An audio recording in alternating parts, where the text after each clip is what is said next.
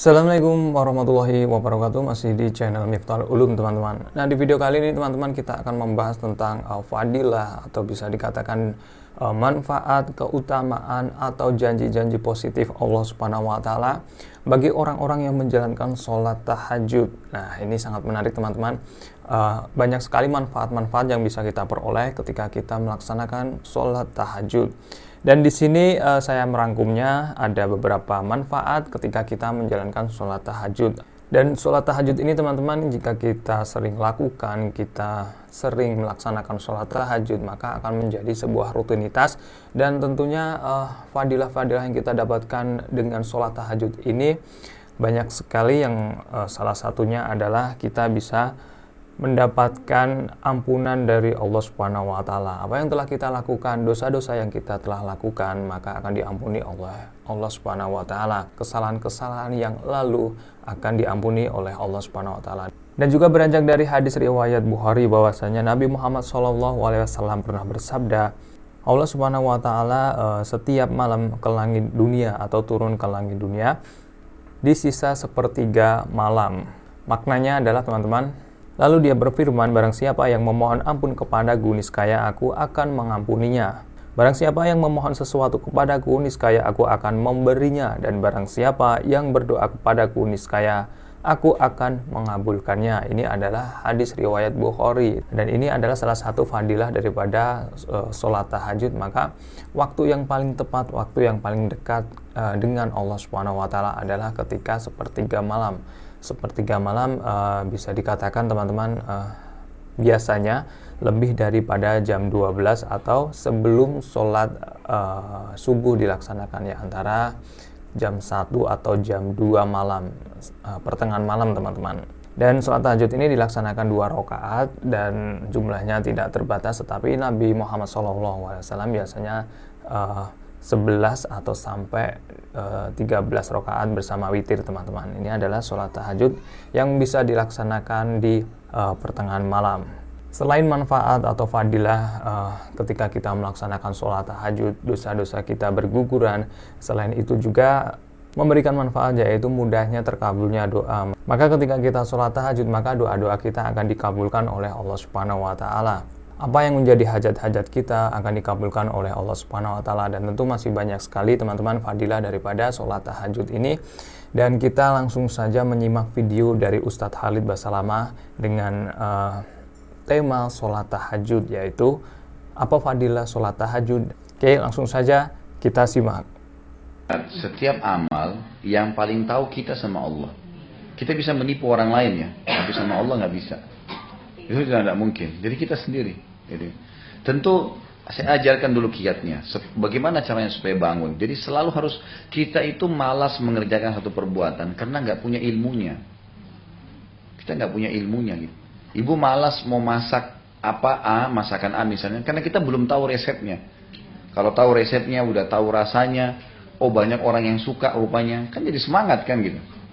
Jadi ilmu itu penting. Nah, banyak orang malas haji, malas sedekah, malas sholat malam, malas sholat duha, karena tidak tahu ilmunya. Coba baca 5-6 hadis tentang sholat tahajud. Di buku ini ada, dibuka nanti, fadilah-fadilah sholat malam. Dapat apa saja sih? Gitu. Dan puncak dari sisi ibadah, puncak ibadah seorang hamba kepada Allah, kalau dia mengejar targetnya. Jadi Bapak Ibu misal, di sholat malam, bolehkah saya sholat malam itu supaya doa saya diijabah? Jawabannya bukan cuma boleh, memang harus begitu. Karena Nabi SAW yang bersabda, kalau tertinggal sepertiga malam, 4-5 jam sebelum subuh. Kalau sekarang mulai jam 1 lah, ya. Bangun, siapapun, kalau tertinggal sepertiga malam, Allah turun ke langit bumi, lalu bertanya kepada para malaikat, ada yang bertaubat? Ada yang mau minta maaf gak? Saya maafin. Ada yang punya hajat gak? Saya sampaikan. Saya berikan. Ada yang minta tolong gak? Saya tolong. Jadi ada sesuatu yang kita dapatin. Nah, kalau orang bangun untuk mengejar itu, justru itu puncak ibadah. Beda dengan orang cuma sekedar bangun, dia karena temannya ajak atau pasangannya ajak gitu. Cuma sebatas itu. Lain dengan orang mengejar target. Mengejar target ini adalah puncak ibadah. Nah, coba baca 5-6 hadis tentang sholat malam sebelum tidur. Insya Allah bangun, kita tahu apa yang dijanjikan. Gitu kan? Ini biasa bahasa ceramahnya fadilah. Di buku Riyadhus Shalihin ini memang kita banyak belajar masalah fadilah nanti. Makanya semua di sini kita temukan ada fadilah sholat malam, ada fadilah sholat duha, ada fadilah sedekah, ada fadilah haji umroh, ada fadilah bakti sama orang tua. Fadilah ini adalah janji positif Allah di ibadah itu, yang akan membuat kita termotivasi nanti. Baik, bagaimana kalau orang niat memang terus belum bangun? Ada kiat yang kedua. Kiat yang kedua adalah wudhu sebelum tidur. Baca doa kalau mau tidur. Selalu baca doa, gitu kan? Selalu baca doa. Kata Nabi SAW, siapapun yang bersuci, tidur dalam keadaan suci ya, berwudu, maka Allah akan utus malaikat tidur bersamanya, ada di sebelahnya. Bagaimana Allah alam? Setiap kali dia bergerak, malaikat itu mengatakan, ya Allah ampunilah dia. Dan malaikat itu akan membangunkan dia. Kaget bangun. Nah, ada hadis yang lain juga berbunyi, kata Nabi SAW, kalau seseorang di antara kalian akan tidur, dia akan diikat oleh syaitan dengan 3 ikatan. Di wajah, di perut, dan di kakinya. Kalau dia bangun, terkaget saja nih. Kemudian dia berzikir, baca doa bangun tidur, terlepas ikatan pertama. Kalau dia wudu, perhatikan ya, ini berentet. Bangun, zikir kepada Allah, langsung wudu. Ngantuk iya, semua orang ngantuk. Coba langsung bangun wudu. Wudu ini melepaskan ikatan kedua. Kalau dia sholat, terlepas ikatan ketiga. Apa kata Nabi SAW? Engkau akan temukan orang itu paling bahagia di hari itu. Walaupun cuma ya idenya banyak. Itu kata kuncinya tuh. Tapi kalau kita dibangunkan sama Allah, ada orang sampai 2 kali, 3 kali bangun. Tapi sengaja ditutup matanya gitu. Nah ini mendukung syaitan, jangan. Bangun sholat. Gitu. Baik bangun jam 1. Bangun aja. Nanti ngantuk. Enggak usah sholat lama-lama. Adaptasikan diri dulu.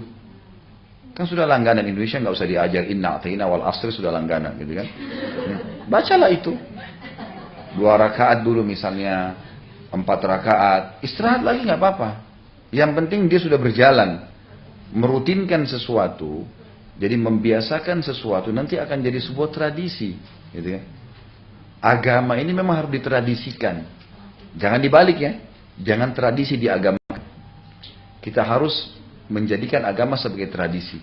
Jadi pola makan, pola hidup lah ya, gaya hidup, kemudian apalagi pendapatan, semua pergaulan ini harus agama yang kita jadikan sebagai tradisi kita. Nah, kita sudah menonton video dari Ustadz Khalid Basalamah dan semoga bermanfaat dan semoga teman-teman juga sering melaksanakan sholat tahajud, menambah semangat kita untuk melaksanakan sholat tahajud.